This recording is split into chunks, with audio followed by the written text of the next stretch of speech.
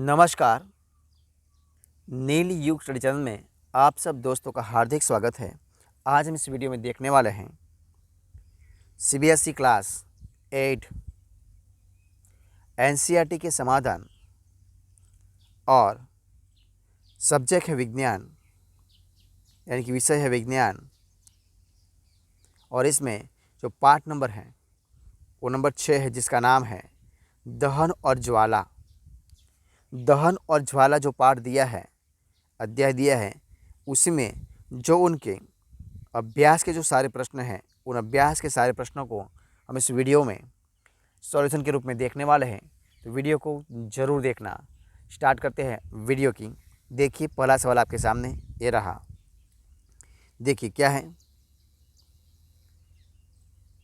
दहन की परिस्थितियों की सूची बनाइए। उत्तर आपके सामने दिया है। दहन के लिए ईंधन, वायु, ऊष्मा आवश्यक है, जिसमें ऑक्सीजन की सही मात्रा में आपूर्ति आवश्यक है। देखिए दूसरा सवाल, वो क्या है, रिक्त स्थानों की पूर्ति कीजिए। इसमें कौन सा है? पहला है लकड़ी और कोयला जलने से वायु का खारिज गया होता है, तो उसमें क्या होता है? तो उसमें होता है प्रदूषण। क्या होता है? प्रदूषण। इधर आ जाएगा प्रदूषण। दूसरा, घरों में काम आने वाला एक द्रव्य ईंधन खारिज गया है, वो कौन सा है? तो वह दोस्तों एलपीजी। क्या है?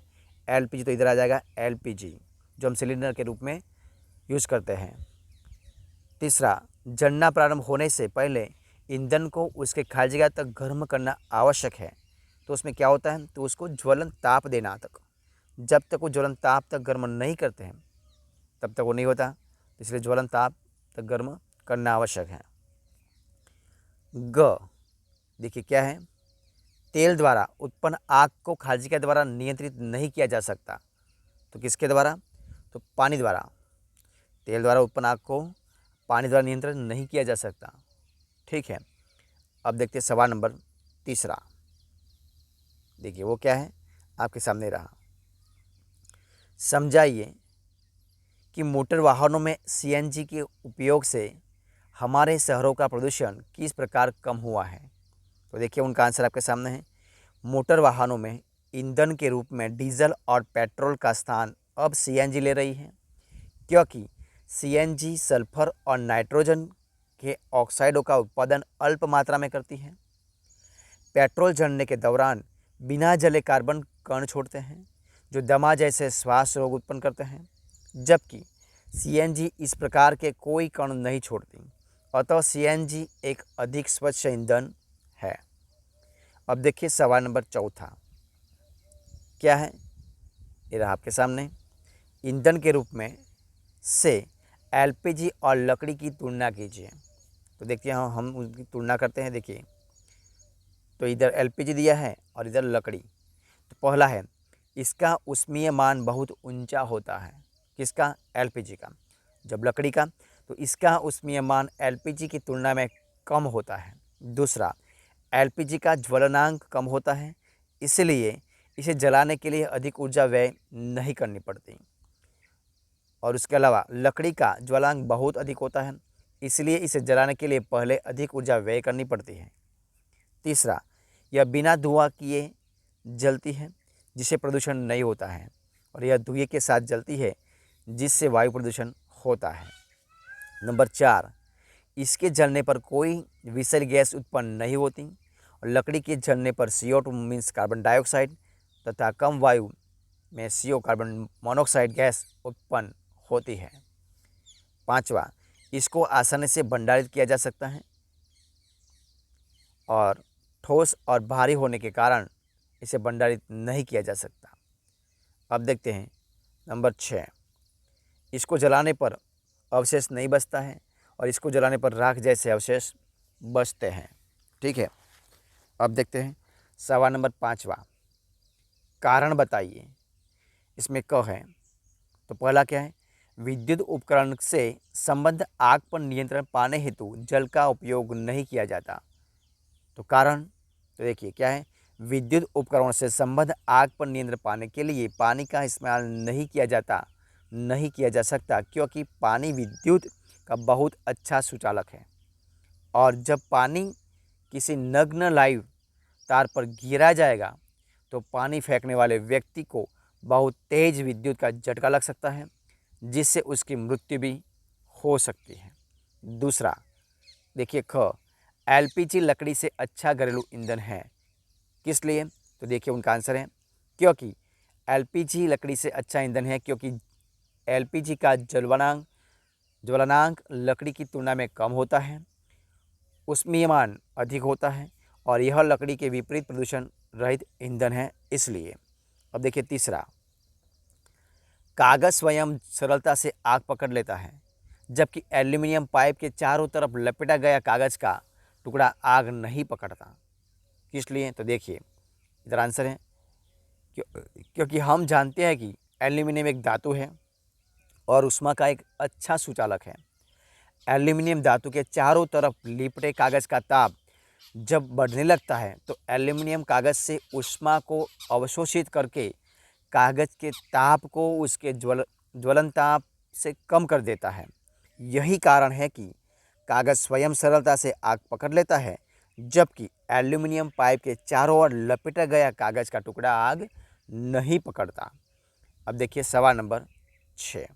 देखिए क्या है ये आपके सामने, मोमबत्ती की ज्वाला का चिन्हित चित्र बनाइए। उत्तर आपके सामने दिया है, इधर एक मोमबत्ती दी है। तो देखिए सबसे पहले क्या है, एक मोमबत्ती है, ठीक है। उसके बाद देखिए इधर जलाई हो तो बिना जली मोमबत्ती का सबसे आंतरिक क्षेत्र काला, यही है बीच वाला, ठीक है।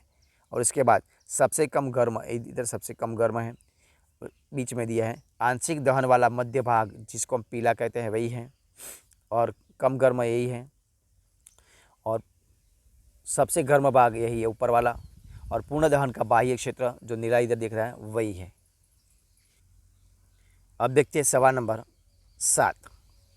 देखिए क्या है, ईंधन के ऊष्मीय मान को किस मात्रक द्वारा प्रदर्शित किया जा सकता है? तो उनका आंसर है ईंधन के ऊष्मीय मान को किलो जूल प्रति किलोग्राम मापक द्वारा प्रदर्शित किया जा सकता है।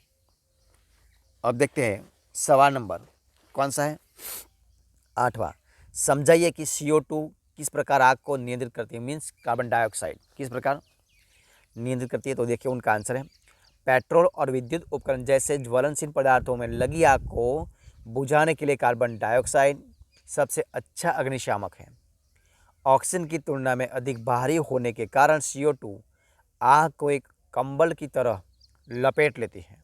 इससे ईंधन और ऑक्सीजन का संपर्क टूट जाता है, अतः आग नियंत्रित हो जाती है।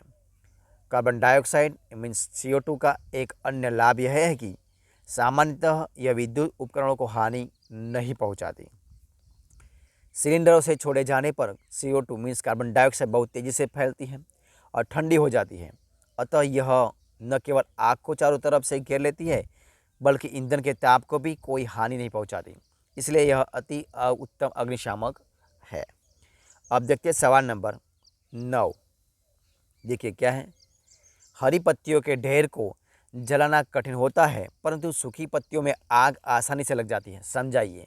तो देखिए उनका आंसर है हरी पत्तियों के ढेर को जलाना कठिन होता है परंतु सूखी पत्तियों में आग आसानी से लग जाती है, क्योंकि हरी पत्तियों में जल अधिक मात्रा में उपस्थित होता है, जो हरी पत्तियों को जलाने के लिए दी गई ऊष्मा को अवशोषित करके बाष्पित हो जाता है और पत्तियों के ताप को उनके ज्वलन ताप तक बढ़ने नहीं देता, जिसके कारण हरी पत्तियों तब तक आग नहीं पकड़ जा पाती जब तक सारा जल बाष्पित न हो जाए और उनका ताप उनके ज्वलनांक तक न पहुंचा जाए।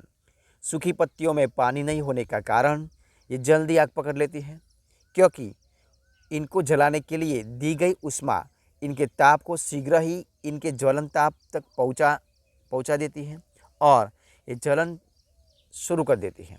इसलिए अब देखते हैं सवाल नंबर 10। सोने और चांदी को पिघलाने के लिए स्वर्णाकार ज्वाला के किस क्षेत्र का उपयोग करते हैं और क्यों करते हैं? तो देखिए उनका आंसर है सोने और चांदी पिघलाने के लिए सुनार ज्वाला की नीली लौ वाले अदीप्त क्षेत्र अर्थात ज्वाला के सबसे बाहरी भाग का इस्तेमाल करते हैं, क्योंकि ज्वाला का यह क्षेत्र सबसे गर्म क्षेत्र होता है और सोना एवं चांदी जैसी धातुओं का गलनांक बहुत अधिक होता है, इसलिए उन्हें पिघलाने के लिए अधिक ऊष्मा की आवश्यकता होती है। अब देखिए सवाल नंबर 11। एक प्रयोग में 4.5 किलोग्राम ईंधन का पूर्णतया दहन किया गया। उत्पन्न ऊष्मा का माप 1,80,000 kg था। ईंधन का ऊष्मीय मान परिकलित कीजिए। तो इधर उत्तर दिया ईंधन की मात्रा 4.5 किलोग्राम, उत्पन्न ऊष्मा 1,80,000 किलोग्राम। तो ईंधन का ऊष्मीय माप तो क्या हो 1,80,000 बटा 4.5 तो कितना आएगा 40,000 kg किलोग्राम आएगा। ठीक है। अब देखते हैं सवाल नंबर 12। क्या जंग लगने के प्रक्रम को दहन कहा जा सकता है? विवेचना कीजिए। तो उनका आंसर आपके सामने है नहीं, जंग लगने के प्रक्रम को हम दहन नहीं कर सकते हैं, क्योंकि दहन एक तीव्र प्रक्रम है जबकि जंग लगाना एक धीमी प्रक्रिया है। इसीलिए हम इसे दहन प्रक्रम नहीं कर सकते। साथ ही दहन ऊष्मा के साथ साथ ज्वाला भी उत्पन्न करता है, जबकि जंग में केवल ऊष्मा उत्पन्न होती है। आबिदा और रमेश ने सवाल नंबर 13। आबिदा और रमेश ने एक प्रयोग किया जिसमें बीकर में रखे जल को गर्म किया गया। आबिदा ने बीकर को मोमबत्ती ज्वाला के पीले भाग के पास रखा। रमेश ने बीकर को ज्वाला के सबसे बाहरी भाग के पास रखा। किसका पानी कम समय में गर्म हो जाएगा? तो देखिए उनका आंसर है रमेश के बीकर का पानी जल्दी गर्म होगा, क्योंकि उसने बीकर को ज्वाला के सबसे बाहरी भाग पर रखा, जो कि ज्वाला का सबसे गर्म हिस्सा होता है, जबकि आबिदा ने उसे ज्वाला के पीले भाग के पास रखा, जो नीली ज्वाला से कम गर्मी होती है। अतः रमेश के बीकर का पानी आबिदा के बीकर के पानी से जल्दी गर्म होगा। तो इस प्रकार दोस्तों हम इस वीडियो को इधर ख़त्म करते हैं। तो अगर आपको इस वीडियो अच्छा लगा हो, पसंद आया हो, यूज़फुल लगा हो तो उनको लाइक कीजिए, कमेंट कीजिए, आपके दोस्तों में शेयर कर दीजिए। और लास्ट में आपने अब तक इसी चैनल को यानी कि नील युग स्टडी चैनल को सब्सक्राइब नहीं किया है तो उनको सब्सक्राइब कर लीजिए। बगल में जो बेल आइकन दिया है उनको भी आपको प्रेस करना है, यानी कि जब भी कोई नया वीडियो इस चैनल में अपलोड हो तो सबसे पहले आपको एक नोटिफिकेशन मिल जाएगा और सबसे पहले आप वीडियो देख सकेंगे। वीडियो को फर्स्ट से अंत तक देखने के लिए आप सब दोस्तों का मैं बहुत बहुत धन्यवाद करता हूँ।